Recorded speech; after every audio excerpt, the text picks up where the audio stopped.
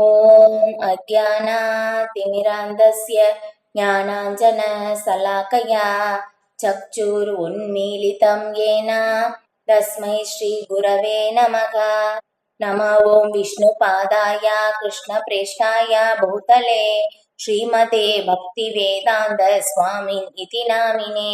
नमस्ते सारस्वती देवे गौरवाणी प्रचारिणे निर्विशेष शून्यवादी भाषाचार्य देशधारिणे।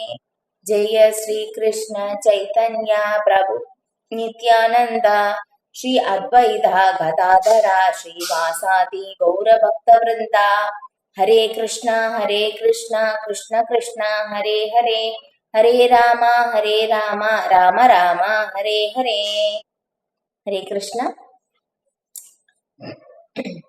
பகவத்கீதை உண்மையுருவில் அத்தியாயம் 4 ஸ்லோகம் 27.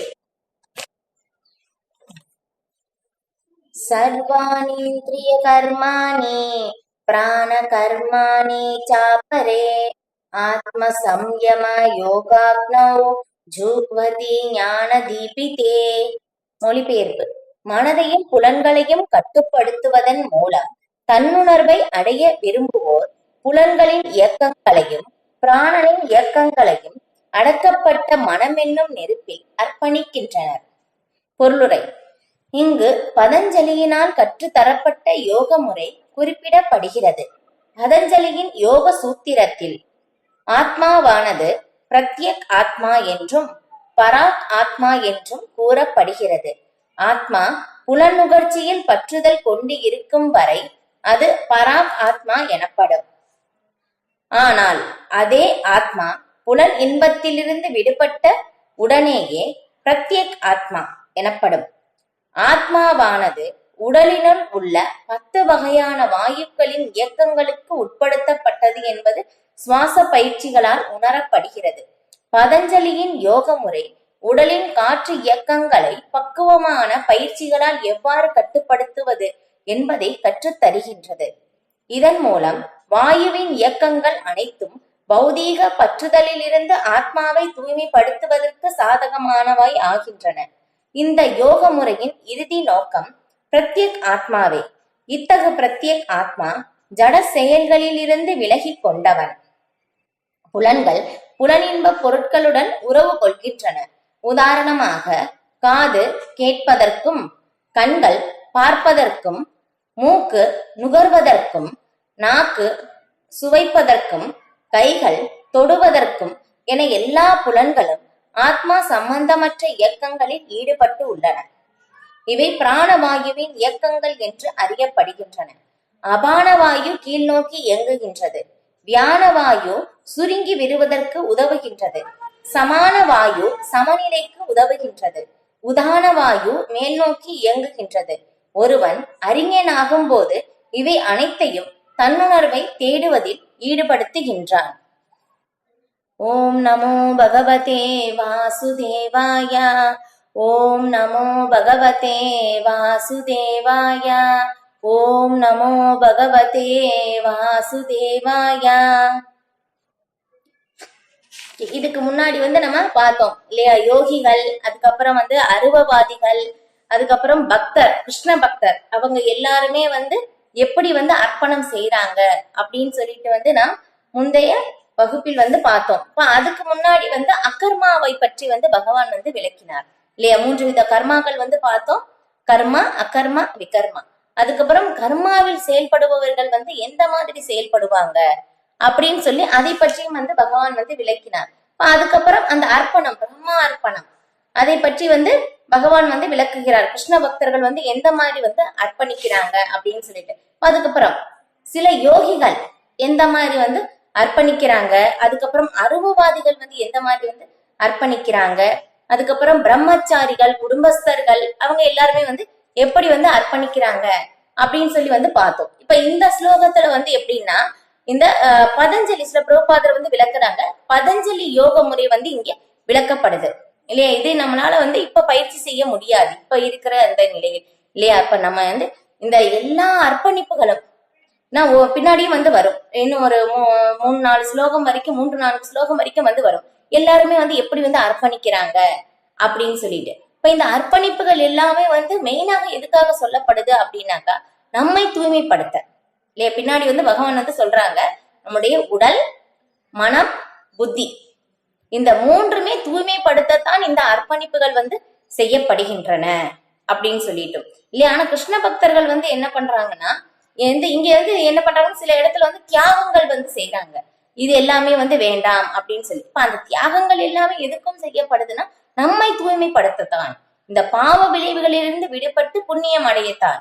ஏன்னா பகவான் வந்து பகவத்கீதையில வேறொரு இடத்துல வந்து சொல்றாங்க என்னன்னா, யார் ஒருவருடைய பாவங்கள் எல்லாமே விளக்கப்பட்டு புண்ணியங்கள் அதிகமாக வந்து சேகரிக்கப்பட்டு இருக்கிறதோ, யாருக்கு அதிகமான புண்ணியங்கள் இருக்கோ எல்லா பாவங்கள் அழிஞ்சு அவர்களால் தான் நிரந்தரமான பக்தியில் வந்து ஈடுபட முடியும் அப்படின்னு சொல்லிட்டு. அப்ப இது எல்லாமே சொல்றது என்னன்னா, இது எல்லாமே வந்து ஒரே ஒரு நோக்கம் வந்து எல்லாம் நம்மை தூய்மைப்படுத்தத்தான், இந்த பாவ விலைகளிலிருந்து விடுபடத்தான் வந்து இது எல்லாமே வந்து சொல்லப்படுது. இப்ப இங்க சொல்லியிருக்கிற மாதிரி இந்த பதஞ்சலி யோக முறை நமக்கு வந்து நம்ம வந்து சும்மா படிச்சு தெரிஞ்சுக்கலாம் இல்லையா. அப்ப அந்த மாதிரிதான் வந்து இதுல இருந்து கொடுக்கப்படுது. அப்ப இதுல பார்க்கும்போது என்ன விளக்கப்பட்டிருக்குன்னா, பிரபுபாதர் வந்து விளக்குறாங்க, நம்ம உடல்ல வந்து சில பேர் வந்து கேட்டிருப்பீங்க இல்லையா, நம்ம உடல்ல வந்து இந்த 10 விதமான இந்த காற்று வாயுக்கள் வந்து இருக்காம. இப்ப அதுக்குள்ளதான் வந்து ஆத்மா வந்து இருக்கு இல்லையா. இப்ப இந்த 10 விதமான காற்றுல வந்து ஏதோ ஒரு விதமான காற்று வந்து நம்ம உடல்ல வந்து சரியான நிலையில இயங்காத போதும் உடல்நிலையும் சரியில்லாம வந்து போகுது. அதுவும் வந்து இருக்கு இல்ல. ஒரு சில இதுல வந்து கண்டுபிடிப்பாங்க, இந்த காற்று சரியா இல்லாததுனாலதான் உங்களுக்கு இந்த வியாதி வருது, அதை நாங்க சரிப்படுத்துவோம் அப்படின்னு சொல்லி வந்து சில மருத்துவர்கள் ஒரு இடத்துலயும் வந்து சொல்றாங்க. இந்த மாதிரி வந்து இருக்கு.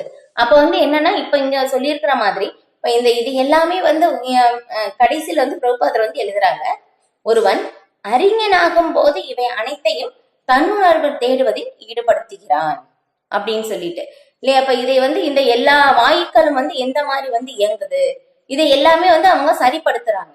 இப்ப இதுதான் வந்து பதஞ்சலியின் யோக முறை அப்படின்னு சொல்லி வந்து இங்க விளக்கப்படுது. இது ஓகே, நம்ம வந்து இது அப்படியேதான் வந்து நம்ம படிக்கணும். ஏன்னா நம்ம அந்த இதை வந்து பயிற்சி வந்து நம்ம வந்து பண்ணல. பதஞ்சலி யோக முறை நமக்கு வந்து தெரியாது, நம்மளால பயிற்சியும் பண்ண முடியாது.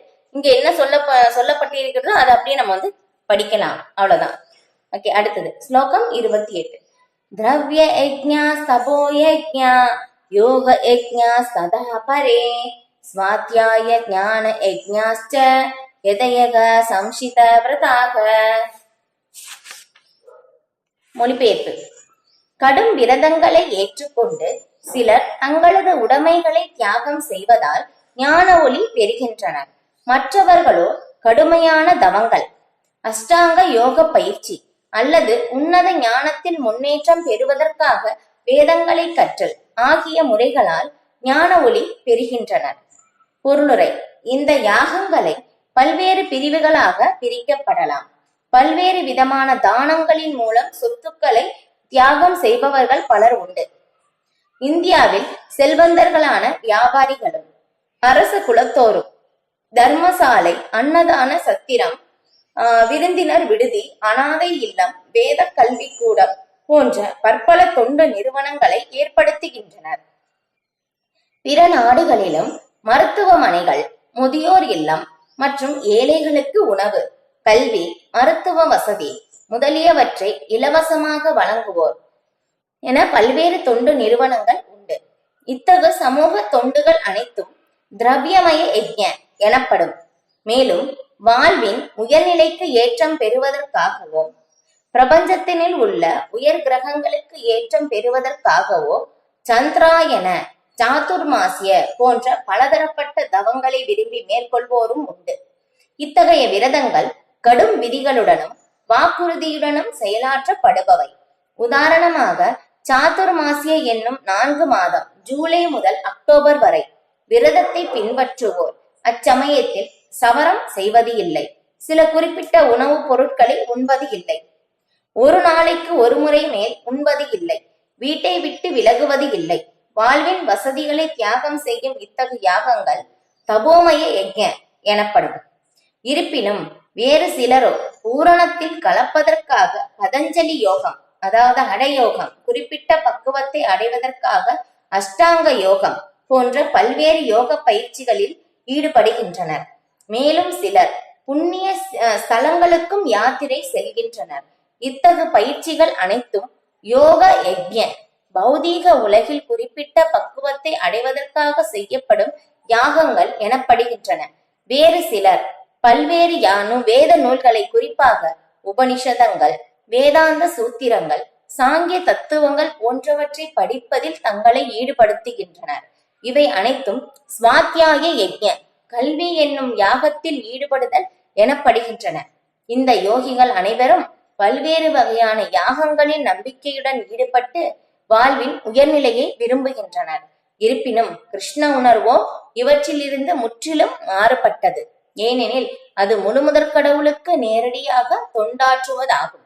மேற்கூறிய எந்த யாகங்களினாலும் கிருஷ்ண உணர்வை அடைய முடியாது.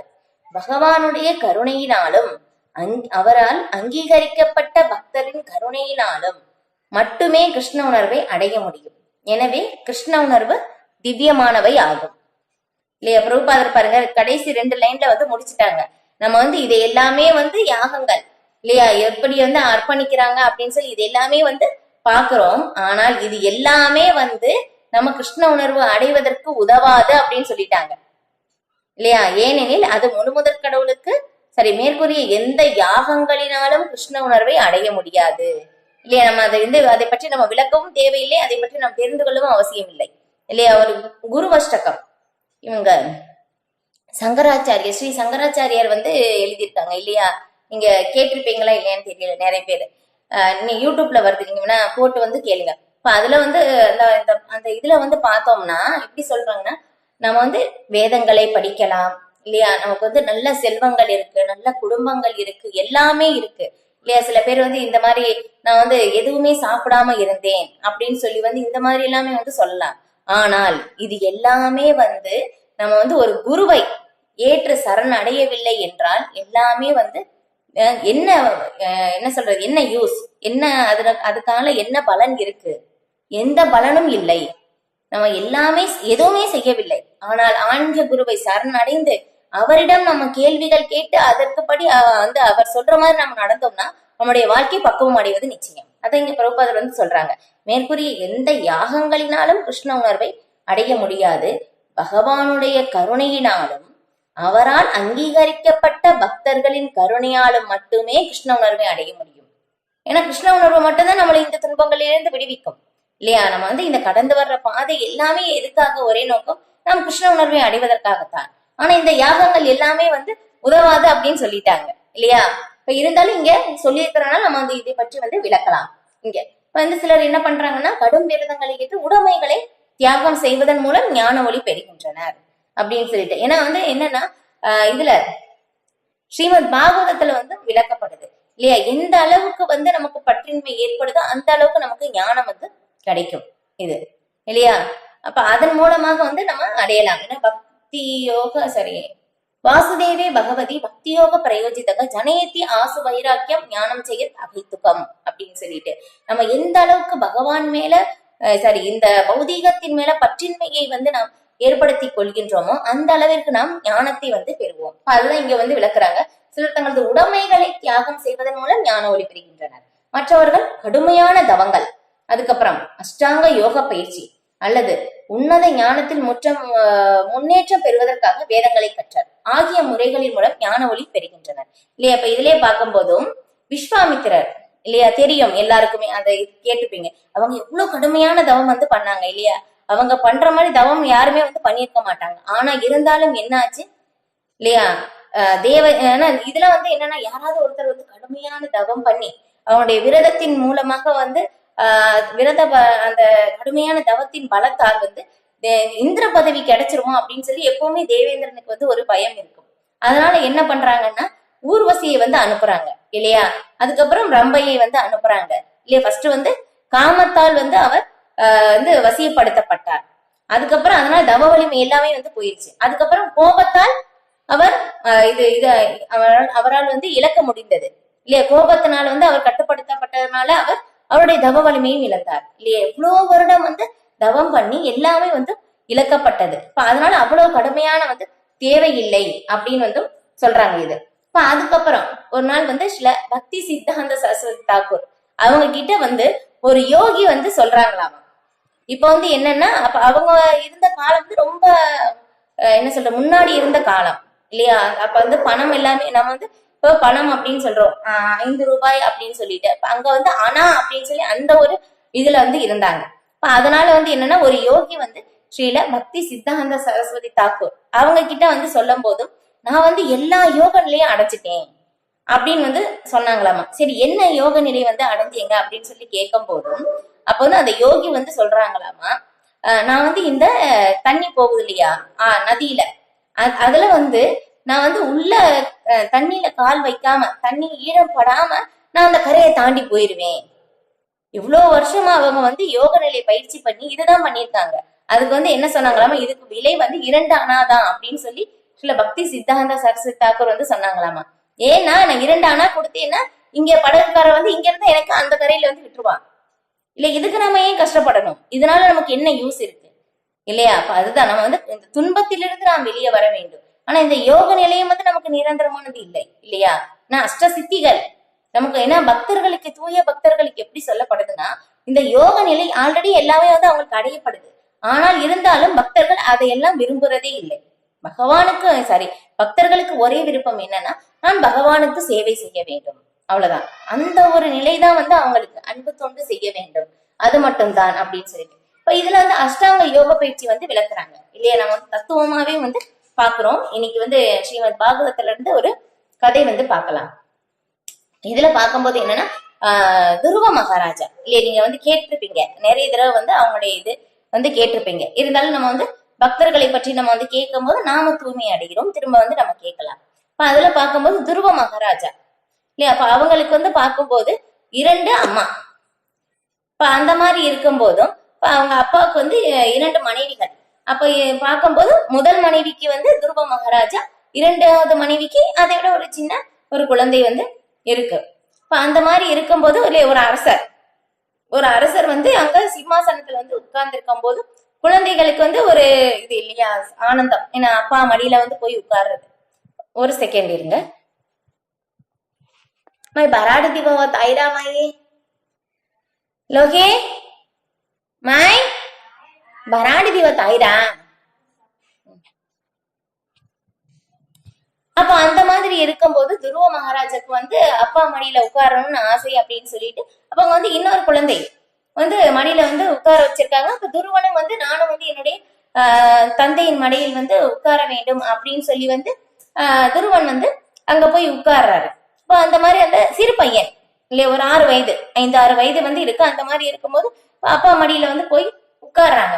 இப்ப அந்த குழந்தை வந்து உட்காரும் போது அவங்க சித்தி என்ன பண்றாங்கன்னா, நீ வந்து இங்கே வந்து இந்த மடியில உட்காரணும் அப்படின்னாக்கா நீ வந்து என்னுடைய கருவில் வந்து பிறந்திருக்க வேண்டும் அப்படின்னு சொல்றாங்க. இப்ப இது சொன்ன உடனே வந்து அவங்க உள்நோக்கம் என்ன சொல்றாங்கன்னா, நீ வந்து இறந்து எனக்கு குழந்தையாக பிறந்தால் இந்த மடியில் உட்காரலாம் அப்படின்னு சொன்னோன்னு அந்த கடுமையான வார்த்தை துருவனுக்கு வந்து, ஏன்னா சத்திரிய ரத்தம் இல்லையா, ஒரு சத்திரியருடைய ரத்தம் அப்படின்னு சொன்னாங்க. ரொம்ப கோபம் வந்துருது துருவனுக்கு.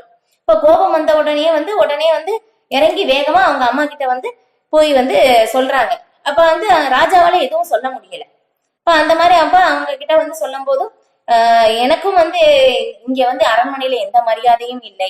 இப்ப வந்து உனக்கு ஏதாவது தீர்வு வேணும் அப்படின்னாக்கா நீ வந்து பகவான் கிட்டதான் போய் கேட்கணும் அப்படின்னு வந்து சொல்றாங்க. இப்ப கடவுள் கிட்டதான் கேட்கணும் அப்படின்னு சொல்லும் போது, ஏன்னா சிறு குழந்தைனால என்னன்னு தெரியல கடவுள்னா என்ன அப்படின்னு சொல்லிட்டு இப்ப வந்து அவங்க அம்மா வந்து சொல்றாங்க, நீ வந்து கடவுளை வந்து நிறைய பேர் சொல்லியிருக்காங்க, காட்டுக்கு போனா கடவுளை பார்க்கலாம் அப்படின்னு சொல்லியிருக்காங்க அப்படின்னு சொன்னோன்னா, சரி அப்ப நான் காட்டுக்கு போய் வந்து கடவுளை பார்க்கலாம். ஏன்னா அந்த குழந்தைக்கு ஆள் மனசுல வந்து பதிஞ்சிருச்சு, ஓகே காட்டுக்கு போனா கடவுளை பார்க்கலாம் போல அப்படின்னு சொல்லிட்டு. அப்ப அந்த துருவனுக்கு வந்து ஒரு எண்ணம் என்னன்னா, இப்ப வந்து எனக்கு என்கிட்ட எதுவுமே இல்லாததுனால தானே எனக்கு இந்த இது இல்லையா. அப்ப அதனால வந்து ஏன்னா அவங்களுடைய தாத்தா துருவனுடைய தாத்தா யாருன்னா பிரம்மதேவர்.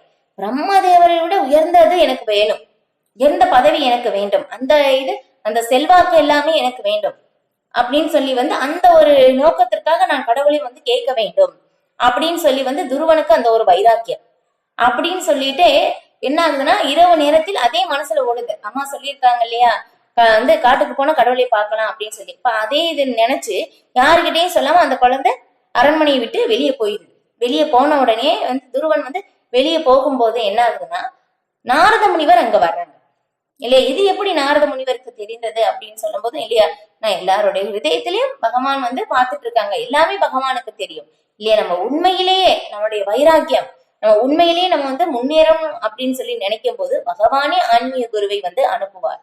அப்ப வந்து ஆன்மீக குரு இல்ல நாரத முனிவர் நிஜமாவே வந்து துருவனுக்கு வைராக்கியம் இருக்கா அப்படின்னு சொல்லி என்ன பண்றாங்கன்னா சோதனை வந்து செய்யறாங்க.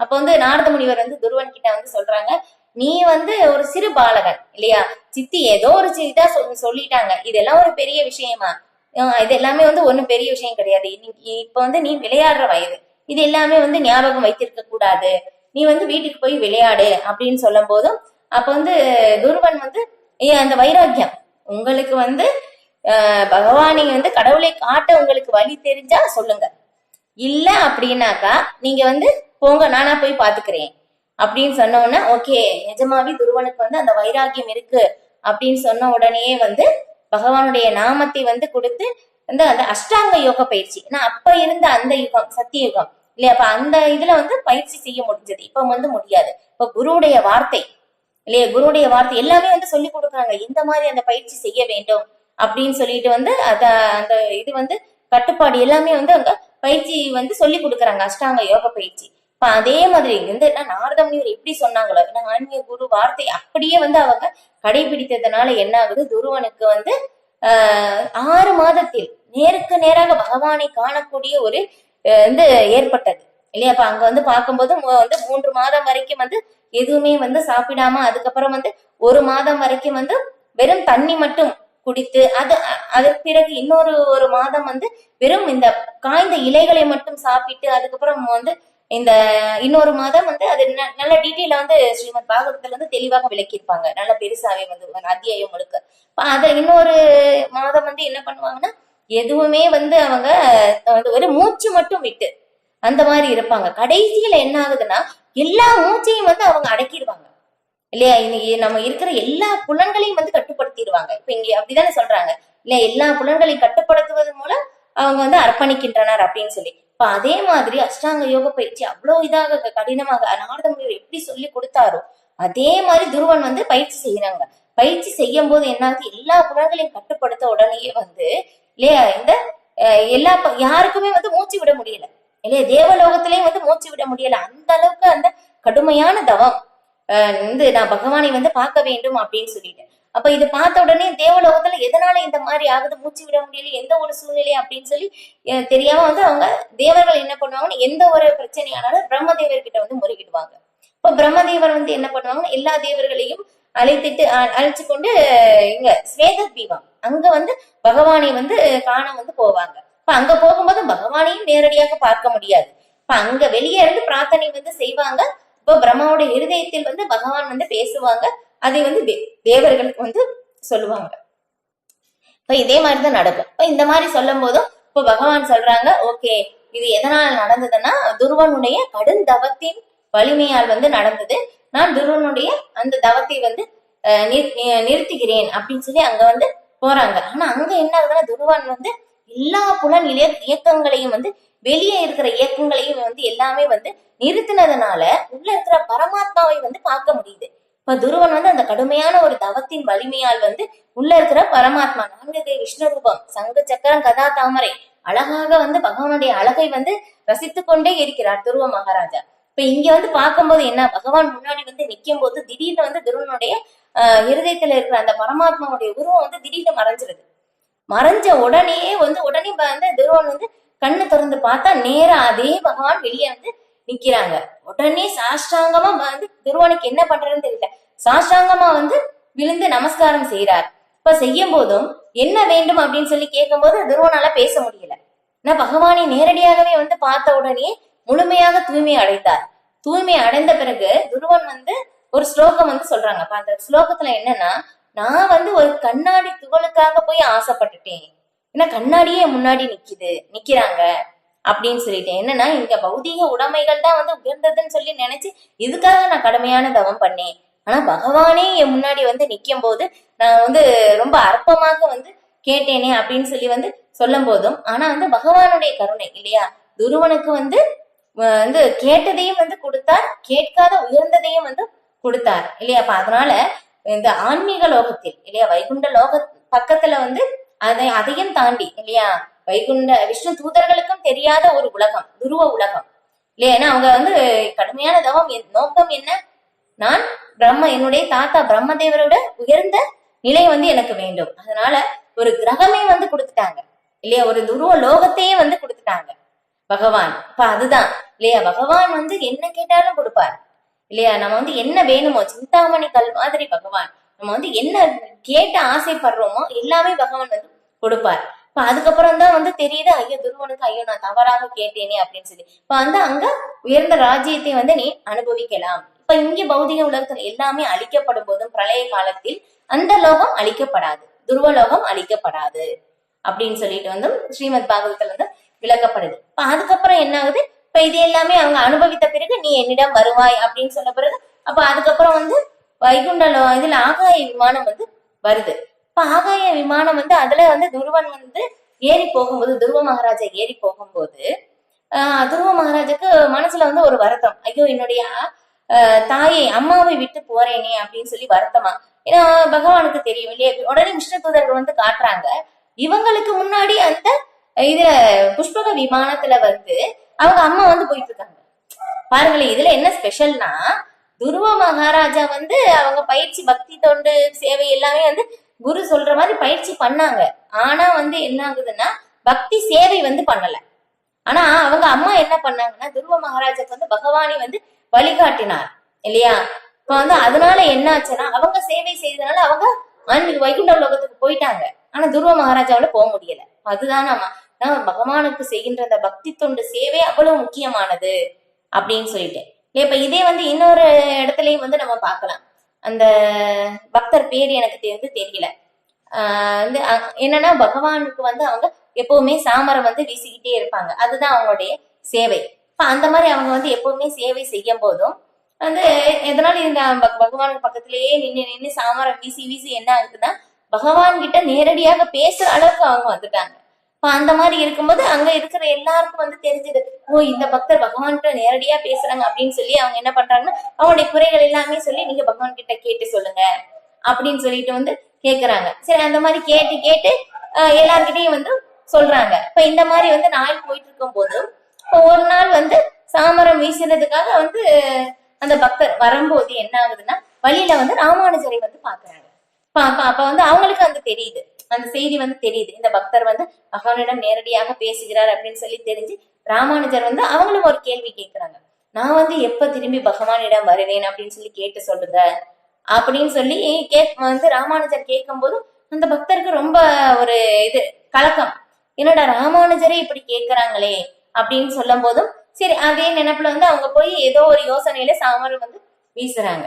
அப்ப அந்த மாதிரி வீசுறத கேட்டு பார்த்துட்டு ஏதோ ஒரு யோசனையில இருக்கிறத பார்த்துட்டு பகவான் வந்து கேக்குறாங்க, என்னப்பா ஏன் இந்த என்னமோ ஒரு கலக்கத்திலே யோசனையிலே வந்து இருக்கியா அப்படின்னு சொல்லி கேட்கும் போதும், இல்ல நான் வர்ற வழியில ராமானுஜரை வந்து பார்த்தேன், இப்ப அவங்க வந்து சொன்னாங்க நான் எப்ப வந்து திரும்பி வருவேன் அப்படின்னு சொல்லி கேட்டு சொல்லு அப்படின்னு சொன்னாங்க.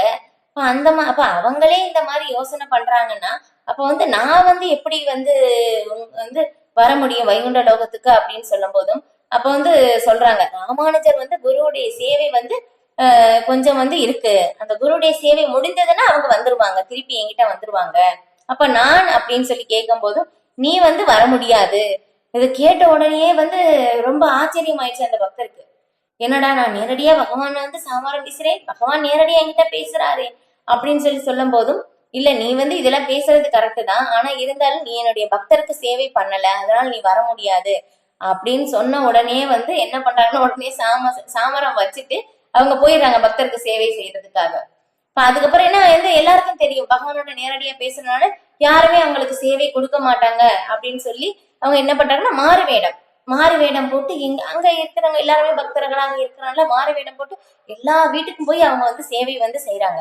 இப்போ சில நாள் கழித்து வர்றாங்க, சில காலம் கழித்து பகவானை வந்து பார்க்க வரும்போது அப்ப வந்து சொல்றாங்க, எப்படி இருந்தது, இவ்வளவு நாள் எங்க போன அப்படின்னு சொல்லும் போதும், இல்லையா? நீங்க தானே சொன்னீங்க உங்களுக்கு சேவை பண்றதை விட பக்தர்களுக்கு சேவை பண்றது தானே உயர்ந்தது அப்படின்னு வந்து சொன்னீங்க இல்லையா? அப்ப அதனால வந்து நான் பக்தர்களுக்கு வந்து சேவை செய்ய போனேன் அப்படின்னு வந்து சொல்றாங்க. எப்படி இருந்தது அப்படின்னு சொல்லி பகவான் வந்து கேட்கும் போதும், நான் சொல்றது நீங்க தப்பா நினைக்கலன்னா நான் சொல்றேன், உங்களுக்கு சேவை பண்றதை விட அவங்களுக்கு சேவை பண்றது நல்லா இருந்தது அப்படின்னு சொன்னோன்னே, உண்மைதான், நானும் அவர்களுக்கு வந்து பக்தர்களுக்கு சேவை பண்றதுக்காக நானும் காத்திருக்கிறேன் அப்படின்னு சொல்லி பகவானே வந்து சொல்றாங்களாமா. இப்ப அதுதான் இல்லையா? அப்ப பாருங்க, நம்ம ஒண்ணு சொல்ல வந்துட்டு துருவ மகாராஜ கதையிலேருந்து நம்ம இங்க வந்துட்டோம் இல்லையா? இப்ப அதுதான், ஏன்னா வந்து நம்ம குருவுடைய வார்த்தை வந்து இங்க சொல்லியிருக்கிற மாதிரி பிரபுபாதா அதையும் சொல்றாங்க, பக்தர்களின் கருணையால் மட்டுமே, பகவானுடைய கருணையாலும் அவரது அங்கீகரிக்கப்பட்ட பக்தர்களின் கருணையாலும் மட்டுமே கிருஷ்ண உணர்வை அடைய முடியும்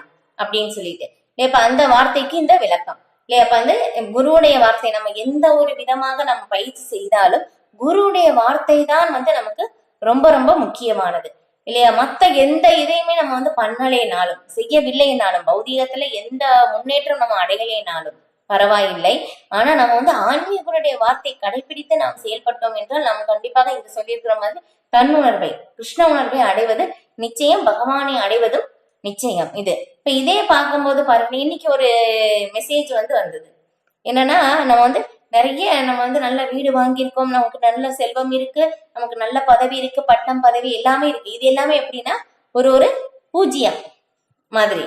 இப்ப அதே பக்கத்துல வந்து எவ்வளவு ஜீரோ நம்ம வந்து சேர்த்துக்கிட்டே போகலாம், ஆனால் முன்னாடி நம்பர் 1 சேர்த்தாதான் அதுக்கு வேல்யூ. இப்ப அந்த நம்பர் 1 தான் கிருஷ்ணர் இல்லையா? இப்ப அதுதான் நம்ம எது வேணாலும் நம்ம செய்யலாம், நம்ம அதை கிருஷ்ணரோட வந்து சம்பந்தப்படுத்தவில்லை என்றால் எல்லாமே வந்து பலன் இல்லை.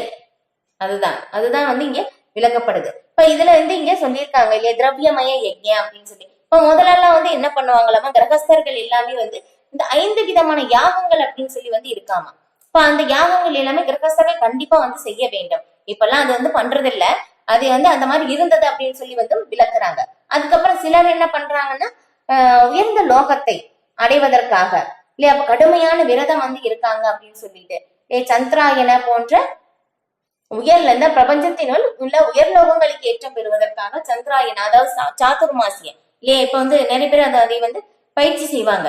நம்ம இதுலயும் வந்து கிருஷ்ண பக்தி இயக்கத்திலையும் இஸ்கான்லயும் வந்து பயிற்சி செய்யறாங்க இல்லையா? ஜூலைல இருந்து செப்டம்பர் வரைக்கும் வந்து இருக்கு இல்லையா? ஒவ்வொரு மாதமும் வந்து ஒண்ணு வந்து விளக்குவாங்க. இப்ப இந்த மாதம் வந்து ஜூலை மாதம் வந்து கீரை வந்து விளக்குவாங்க. அதுக்கப்புறம் அடுத்த மாதம் வந்து பால், அதுக்கப்புறம் தயிர், அடுத்த மாதம் வந்து உளுந்து. இந்த மாதிரி ஒவ்வொரு மாதமும் வந்து ஒவ்வொரு இதை வந்து விளக்குவாங்க தங்களை வந்து கட்டுப்படுத்துவதற்காக. அதுக்கப்புறம் கடைசியில வந்து பார்க்கும்போது தாமோதரர் மாதம் வந்து முடியும் போது கடைசி அந்த 5 நாட்கள் வந்து பீஷ்ம பஞ்சமி இல்லையா, எதுவுமே வந்து சாப்பிடாம அப்படி இருப்பாங்க. அதுக்கப்புறம் வந்து இதுல வந்து அதுக்கு அது சொல்லுவாங்க 3 விதமான இது வந்து அது சாப்பிட வேண்டும். சிலர் வந்து பழங்கள் மட்டும் சாப்பிட வேண்டும், சிலர் வந்து கிழங்குகள் மட்டும் சாப்பிடுவாங்க. ஒவ்வொருத்தவங்க ஒவ்வொரு மாதிரி.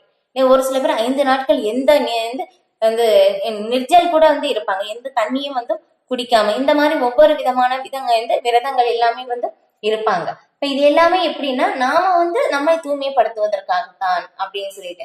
அதுக்கப்புறம் தபோமய யஜ்ஞம், அதுக்கப்புறமா ஹடயோகம், அஷ்டாங்க யோகம், இது எல்லாமே வந்து யோக யஜ்ஞம். அதுக்கப்புறம் வந்து சிலர் வந்து சாங்கிய தத்துவம் படிக்கிறாங்க, அப்புறம் உபநிஷதங்கள் இது எல்லாமே வந்து படிக்கிறாங்க. இது எல்லாமே வந்து எப்படின்னா ஸ்வாத்தியாக யஜ்ஞம் அப்படின்னு சொல்லி. இப்ப இது எல்லாமே வந்து ஒரே நோக்கம், நம்மை தூய்மைப்படுத்தத்தான். ஆனால் இந்த யோகங்கள் எல்லாமே கிருஷ்ண உணர்வுக்கு உதவாது அப்படின்னு சொல்லி பிரபுபாதர் வந்து இங்க விளக்கிட்டாங்க. கிருஷ்ண உணர்வை அடைய முடியாது அப்படின்னு சொல்லி. இப்ப அடைவதற்கான ஒரே வழி ஆன்மீக குருவை சரணடைவது மட்டும்தான் அப்படின்னு சொல்லிட்டு வந்து விளக்கப்படுது இது. ஓகே, அடுத்த ஸ்லோகம் 29.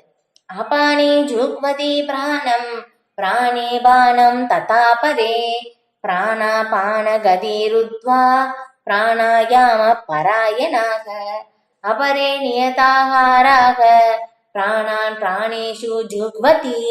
மொழிபெயர்ப்பு: சமாதியில் இருப்பதற்காக சுவாச கட்டுப்பாட்டு பயிற்சிகளில் ஈடுபாடு கொண்டுள்ள சிலர் உட்சுவாசத்தில் வெளிசுவாசத்தின் இயக்கத்தையும் வெளிசுவாசத்தில் உட்சுவாசத்தின் இயக்கத்தையும் நிறுத்தும் முறையை பயின்று இறுதியில் சுவாசத்தை முழுமையாக அடக்கி சமாதியில் நிலை பெறுகின்றனர்.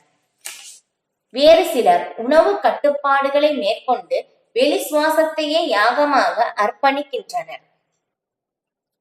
பொருள்ரை. சுவாசத்தை கட்டுப்படுத்தும் இந்த வழிமுறை பிராணாயாமம் என்று அறியப்படுகின்றது. ஆரம்பத்தில் இது ஹடயோக பயிற்சியின் மூலம் பல்வேறு ஆசனங்களை கொண்டு பயிலப்படுகின்றது. இவை அனைத்தும் புலன்களை அடக்குவதற்காகவும் ஆன்மீக உணர்வில் முன்னேற்றம் அடைவதற்காகவும் சிபாரிசு செய்யப்படுபவை. இப்பயிற்சி உடலிலுள்ள வாயுக்களை கட்டுப்படுத்தி அவற்றின் பாதைகளின் திசையை மாற்றுவதை உள்ளடக்கியது. அபானவாயு கீழ்நோக்கியும் பிராணவாயு மேல் நோக்கியும் செல்கின்றன. பிராணாயாமத்தை பயிலும் யோகி எதிர்முகமாக சுவாசத்தை இவ்வியக்கங்கள் பூரக என்னும் சமநிலையை அடையும் வரை பயில்கின்றான். வெளி சுவாசத்தை உட்சுவாசத்திற்கு அர்ப்பணித்தல் ரேச்சக எனப்படும். இரு காற்று இயக்கங்களும் முழுமையாக நிறுத்தப்படும் போது ஒருவன் கும்பக யோகத்தில் இருப்பதாக சொல்லப்படுகிறது.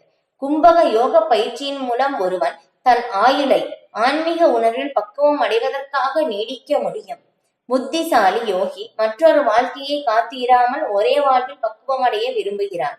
எனவே கும்பக யோகத்தை பயிலும் யோகி தனது வாழ்வை பற்பல வருடங்கள் நீடித்துக் கொள்கிறான்.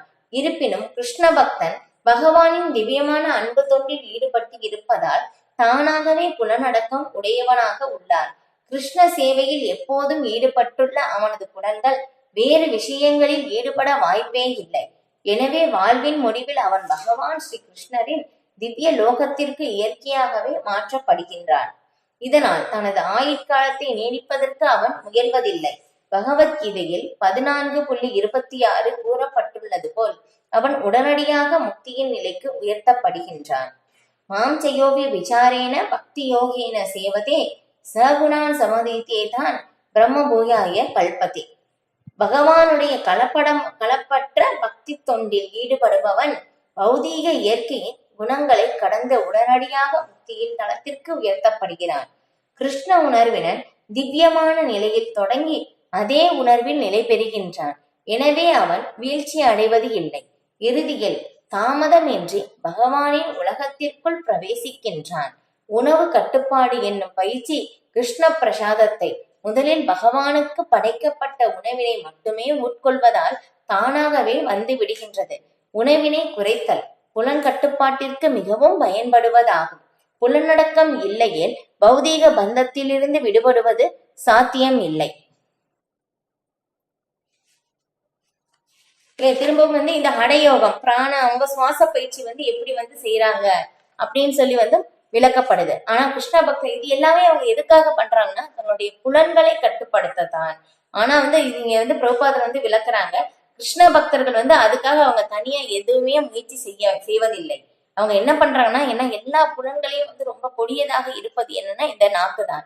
அதனால அதை கட்டுப்படுத்த கிருஷ்ண பக்தர்கள் என்ன பண்றாங்கன்னா அவங்க பகவானுக்கு படைக்கப்பட்ட பிரசாதத்தை உண்பதின் மூலமாக தானாகவே தங்களுடைய புலன்களை கட்டுப்படுத்தப்படுகிறது. அதனால அவங்க அதுக்காக தனியா முயற்சி செய்ய வேண்டியதில்லை. இப்ப இவங்க முதலாக அவங்க என்ன பண்றாங்க இல்லையா, ஹடயோகம், பிராணாயாமம், அதுக்கப்புறம் நிறைய இந்த என்னமோ இந்த என்ன சொல்றது இந்த சுவாச பயிற்சி எல்லாமே பண்றாங்க இல்லையா, உட்சுவாசத்தையும் வெளி சுவாசத்தையும் அப்புறம் வெளி சுவாசத்தையும் உள் சுவாசத்தையும் அப்படின்னு சொல்லி இப்ப இது எல்லாமே நம்மளால புரிந்து கொள்ள முடியாது இல்லையா. இந்த பயிற்சி எல்லாமே யோக பயிற்சி எல்லாமே ரொம்ப கடினம் இது ஆனால் இது கடைசியில் இறுதியில் இது நமக்கு அந்த பலனை வெற்றி அளிக்கமா அப்படின்னு சொன்னோம்னா கேள்விக்குறிதான். ஆனா பக்தி தொண்டு பொறுத்தவரையிலும் ஆரம்பத்திலிருந்தே ஆனந்தமானதுதான்.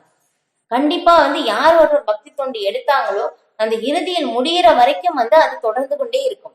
சப்போஸ் இந்த பிறவியில் நாம நிறுத்தினாலும் அடுத்த பிறவியில் எங்க விட்டோமோ அங்கிருந்து தொடங்குவதற்கான வாய்ப்பு இருக்கு இல்லையா. 9வது அத்தியாயத்துல விளக்கப்படும், பகவான் விளக்குவார். அது மிக ரகசியமான அறிவு அந்த தலைப்பு இல்லையா. அதனால் ராஜவித்யா ராஜகுக்கியம் பவித்ரம் இதம் உத்தமம் பிரத்யக்ஷா வகமம் தர்மம் சுசூகம் கர்தும் அபியம் இல்லையா. பக்தி தொண்டு ஆரம்பத்திலிருந்தே செய்வதற்கு எப்படி ரொம்ப ஆனந்தமயமானது, எளிமையானதும் கூட இல்லையா. சுசூகம் கர்தும் அபியம் ரொம்ப ரொம்ப ஆனந்தமயமானது.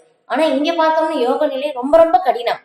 ஆனா இந்த கடினமான இந்த யோக பயிற்சி எல்லாமே செய்த பிறகும் நமக்கு முழுமை அடையுமா அப்படின்னு கேட்டோம்னா கேள்விக்குறிதான். ஆனா பக்தி தொண்டு அந்த மாதிரி கிடையாது. யார் ஒருவர் எந்த அளவுக்கு செய்தார்களோ அந்த அளவுக்கு அவங்க அந்த பலனும் இருக்கு.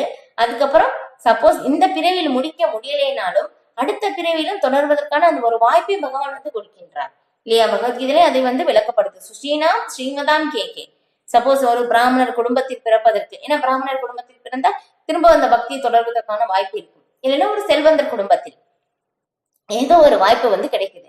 நான் செல்வந்தர் குடும்பத்தில் பிறப்பதை விட பிராமணர் குடும்பத்தில் பிறப்பது சிறந்தது. ஏன்னா செல்வந்தர் நமக்கு நிறைய செல்வம் இருந்ததுன்னா பக்தி பயிற்சி நமக்கு தடையாக இருக்கலாம். ஆனா பிராமணர் குடும்பத்தில் பிறந்தவனா இல்ல எல்லாருமே அதை பயிற்சி செய்வாங்க குடும்பத்துல இருக்கிறவங்க. அதனால அங்க பிறந்த குழந்தையும் தானாகவே பயிற்சி செய்யும். அதுதான் அந்த ஒரு பாக்கியம் கிடைக்கிறது ரொம்ப நல்லது. இல்ல இப்ப பாப்போம், நம்ம நிறைய பேர் பார்த்திருப்போம். சில பேரு நம்ம நம்ம 10 வருஷமா போயிட்டு இருப்போம் இல்லையா கோயிலுக்கு. ஆனா நம்ம அதே நிலையில தான் இருப்போம், 10 வருஷமாவா அதே நிலையில இருப்போம். புதுசா யாராவது சேருவாங்க, ஒரு சின்ன குழந்தையும் வரலாம். அந்த குழந்தை என்ன பண்ணும், வேகமா பயிற்சி செய்து வேகமா முன்னேறும் பக்தியில. அப்ப அதை பார்க்கும்போது நமக்கு ரொம்ப ஆச்சரியமாக இருக்கும். இப்ப என்ன காரணம்னா முற்பிரிவுல அந்த குழந்தை ஏதோ ஒரு இடத்துல பக்தியை விட்டு போனதுதான் அடுத்த பிரிவுல தொடங்கும் போது டக்குன்னு அந்த குழந்தை வேகமா முன்னேறி போகுது. அதுதான் நடக்கும். இப்ப சில சில இதுல பார்த்தோம்னா எல்லாருமே பக்தர்களாக இருப்பாங்க. வீட்டுல பார்த்தோம்னா ஒரு சில வீட்டுல ஒருத்தர் இருப்பாங்க, மத்தவங்க யாருமே பக்தியில இருக்க மாட்டாங்க. இப்ப இது என்னன்னா அவங்க வேகமா முன்னேறாங்க, எல்லாருமே பக்தியில இருக்காங்க அப்படின்னாக்கா இப்ப எங்க இதுல பகவத்கீதையில சொல்லியிருக்கிற மாதிரிதான். சப்போஸ் அவங்க முற்பிரிவுல தொடங்கின பக்தி முடிக்க முடியல, அதனால அடுத்த பிரிவுல தொடர்வதற்கான அந்த ஒரு வாய்ப்பை பகவான் அளிக்கின்றார். அதுதான் அந்த சிறு வயதுல சில பேர் என்ன பண்ணாங்க, குழந்தைகள் வேகமா புரிஞ்சுக்குவாங்க, ஸ்லோகம் எல்லாம் கடகடன்னு வேகமா சொல்லுவாங்க. இன்னும் முற்பிரிவுல அவங்க படிச்சது அவ்வளவுதான் இல்லையா, கண்டிப்பா அந்த ஞாபகம் இருக்கும். அதை தான் அவங்க இந்த பிறவியில பண்றாங்க. அவ்வளவுதான், வேற எதுவுமே கிடையாது அப்படின்னு சொல்லிட்டு.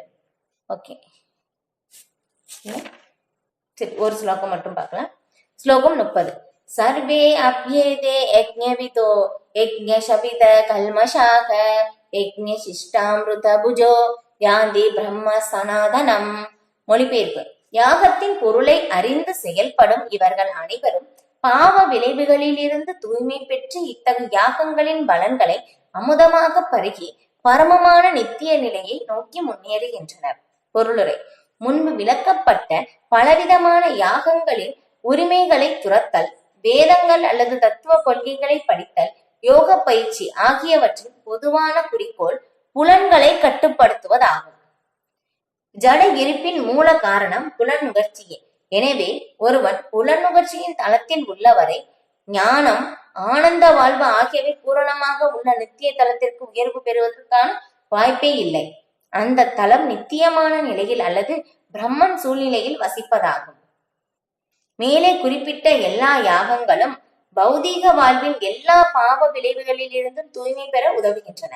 வாழ்வின் இத்தகைய முன்னேற்றத்தால் ஒருவன் தற்போதைய ஆனந்தமயமான செல்வ செழிப்புடன் வாழ்வது மட்டுமின்றி இறுதியில் அருவ பிரம்ம ஜோதியில் கலப்பதன் மூலமாக பூரண புருஷோத்தமரான கிருஷ்ணருடன் உறவு கொள்வதன் மூலமாகவோ இறைவனின் நித்திய உலகை அடைகின்றான். இப்ப இதுல சொல்லியிருக்காங்க இல்லையா, இந்த யாகம் எல்லாமே செய்யறாங்க. அதனுடைய ஒரே நோக்கம் என்ன அப்படின்னாக்கா நாம் பகவானை அடைவதுதான். இப்ப இங்க இது வரைக்கும் சொன்ன எல்லா யாகமும் எதுக்காக செய்யப்படுது அப்படின்னு சொல்லி பகவான் விளக்குறாங்க. இப்ப நம்ம பார்த்த மாதிரி எல்லா பாவ விளைவுகளில் இருந்து அவர்கள் தூய்மை பெறுவதற்காகத்தான். அதுக்கப்புறம் என்ன ஆகுதுன்னா மெயினா இந்த புலன்களை கட்டுப்படுத்தத்தான் செய்யப்படுது இல்லையா. இப்ப இது முன்னாடி ஸ்லோகத்துல பார்த்த மாதிரி இல்லையா, இது கிருஷ்ண பக்தர்கள் தனிப்பட்ட முறையில தங்களுடைய புலன்களை அவங்க கட்டுப்படுத்த முயற்சி செய்வதில்லை. அவங்க பகவானுடைய நாமத்தை, பகவானுடைய பிரசாதை சாப்பிடுவதன் மூலமாகவே அவங்க தங்களுடைய புலன்களை தானாகவே கட்டுப்படுத்தப்படுது. அதற்காக அவர்கள் முயற்சி செய்வது இல்லை. இப்ப இங்க முன்னாடி விளக்குற இந்த யாகங்கள் எல்லாமே செய்வதற்கான ஒரே நோக்கம் புலன்களை கட்டுப்படுத்துவதற்காகத்தான் செய்யப்படுவதாக இங்க பிரபுபாதர் விளக்குறாங்க. அதுக்கப்புறம் ஏன் இது செய்யப்படுதுன்னா, ஏன்னா நம்ம எப்போ புலன்கள் கட்டுப்படுத்தப்படுதோ அப்பதான் ஞானத்தின் தளத்திற்கு வர முடியும். ஏன்னா ஞானம் அந்த ஞான தளத்திற்கு வந்தா மட்டும்தான் நமக்கு ஆனந்தம் கிடைக்கும் இல்லையா. இப்ப நாம நினைக்கிறோம், ஓகே நம்ம நல்லா பிடிச்சது, நமக்கு என்ன சொல்றது, நல்ல விருந்து சாப்பிட்டோம்னா, எனக்கு பிடிச்ச ஐட்டம் எல்லாமே சாப்பிட்டோம்னா எனக்கு ரொம்ப சந்தோஷம் அப்படின்னு சொல்லி நாம நினைக்கிறோம் இல்லையா. நம்ம ரொம்ப பிடிச்சது எனக்கு நான் கேட்டேன்னா நம்ம ரொம்ப சந்தோஷம் அப்படின்னு நினைக்கிறோம். அதுக்கப்புறம் எனக்கு பிடிச்சதை பார்த்தோம்னா எனக்கு ரொம்ப சந்தோஷம், இந்த மாதிரி நாம நினைக்கிறோம். ஆனா இது என்னன்னா, இது எல்லாமே மாயையினுடைய தாக்கத்தினால் நாம் இது உண்மை, இதுதான் ஆனந்தம் அப்படின்னு சொல்லி நம்ம தவறாக நினைக்கின்றோம். ஏன்னா அது நிரந்தரமானது கிடையாது இல்லையா. ஏன்னா வந்து எது நிரந்தரமாக இருக்கோ அதுதான் ஆனந்தம். இல்ல இப்ப வந்து பார்த்தோம்னா இப்ப வந்து நல்ல விருந்து சாப்பிடுறோம் இல்லையா. ஏன்னா எவ்வளவு விருந்து சாப்பிட்டாலும் இல்லையா நமக்கு வந்து வந்து எவ்வளவு நேரம், 4 மணி நேரம் திரும்ப பசிக்கும் இல்லையா. அப்ப அது நிரந்தரமானது கிடையாது இல்லையா. இது வந்து சில பிரபுபாதர் சரி சில ரூப கோஸ்வாமி வந்து விளக்குறாங்க பக்தி ரசாமிர்த சிந்துவில் பக்தி தொண்டை பற்றி விளக்கும் போதும் இல்லையா. இப்ப வந்து ஆனந்தம் வந்து பார்த்தோம்னா 3 விதமான ஆனந்தம் வந்து இருப்பதாக அதில் விளக்குகிறார் பக்தி ரசாமிர்த சிந்துவில். அதுல எப்படின்னா என்னன்னா வந்து ஃபர்ஸ்ட் வந்து ஒரு ஆனந்தம் என்னன்னா உடல் மூலமாக கிடைக்கக்கூடிய ஆனந்தம் ரொம்ப தற்காலிகமானது, அது உயர்ந்தது கிடையாது அப்படின்னு வந்து விளக்குறாங்க. இப்ப பார்த்த மாதிரி அந்த உதாரணம் இல்லையா, நம்ம நல்லா விருந்து சாப்பிடுறோம் இல்லையா, அது 4 மணி நேரம் திரும்ப பசிக்கும், அப்போ வந்து ரொம்ப அற்பமான ஒரு ஆனந்தமாக வந்து சொல்லப்படுது. அதுக்கப்புறம் பிரம்ம ஜோதியின் கலப்பதன் மூலமாக ஆனந்தம் இல்லையா. சில பேர் வந்து என்ன நினைக்கிறாங்க, ஐயோ இது எல்லாமே வந்து துன்பம், இது எல்லாமே வேண்டாம் இந்த பௌதிக உலகம் தான் துன்பமயமானது அப்படின்னு சொல்லி அவங்க புரிஞ்சு என்ன பண்றாங்கன்னா நம்ம பகவானோட போய் ஒன்று கலந்துடலாம், பிரம்ம ஜோதியில் போய் ஒன்று கலந்துடலாம் அப்படின்னு சொல்லி நினைக்கிறாங்க. அது வந்து அதுவும் அற்பமானதுதான். ஏன்னா ஆத்மாவுடைய நிலை எப்பவுமே நிரந்தரமாக இருப்பதுதான் இல்லை சரி இயங்கிக் கொண்டே இருப்பது. இப்ப இயங்கிக் கொண்டே இருக்கும் போது வந்து நம்மளால வந்து சில நேரங்கள் சில மணி நேரங்கள் கூட வந்து சில நொடிகள் கூட நம்மளால வந்து என்ன சொல்றது எதுவுமே செய்யாம இருக்க முடியாது இல்லையா. இப்ப பாருங்களேன், நாமளே வந்து 2 நிமிடம் 1 நிமிடம் வச்சுக்கலாம் வந்து நம்ம எதுவுமே செய்யாம அப்படியே உட்காருங்க அப்படின்னாக்க நம்மளால முடியுமா இல்லையா, ரொம்ப கடினம். அதனால வந்து அது வந்து என்ன ஆகும்னா அங்க போனாலும் என்ன ஆகும்னா நம்ம அங்களால செய்யாம இருக்க முடியாது. அதனால நம்ம இங்க கீழே வந்துருவோம், திரும்ப இங்க வந்து இங்க சொல்லிருக்கிற மாதிரி இந்த சமூக சேவையில் வந்து அவங்க ஈடுபடுவாங்க அப்படின்னு சொல்லி வந்து விளக்கப்படுது. இப்ப அந்த ஒரு ஆனந்தமும் வந்து உயர்ந்தது அப்படின்னு கேட்டோம்னா அதுவும் இல்லை. ஏன்னா எப்படி வந்து ரூப கோஸ்வாமி வந்து விளக்குறாங்கன்னா நம்ம பக்தி தொண்டு மூலமாக செய்யக்கூடிய ஒரு சிறிதளவு ஒரு சின்ன அளவு சேவை கூட வந்து கோடான கோடி மடங்கு நம்ம வந்து கொடுத்தாலும் அந்த பிரம்மஜோதியை கலக்கிற அந்த ஆனந்தத்திற்கு ஈடாகாதாமா. அப்ப பாருங்களேன், பக்தி தொண்டு எவ்வளவு உயர்ந்ததாக இருக்கு. ஒரு சிறிதளவு செஞ்சாலே போதும் அதுக்கே ஈடாகாது அப்படின்னாக்கா இப்ப பக்தி தொண்டு மிக உயர்ந்த நிலையில் செய்யும் போது எவ்வளவு ஆனந்தம் வந்து கிடைக்கும். அதை இங்க வந்து பிரபுபாதர் வந்து விளக்குறாங்க.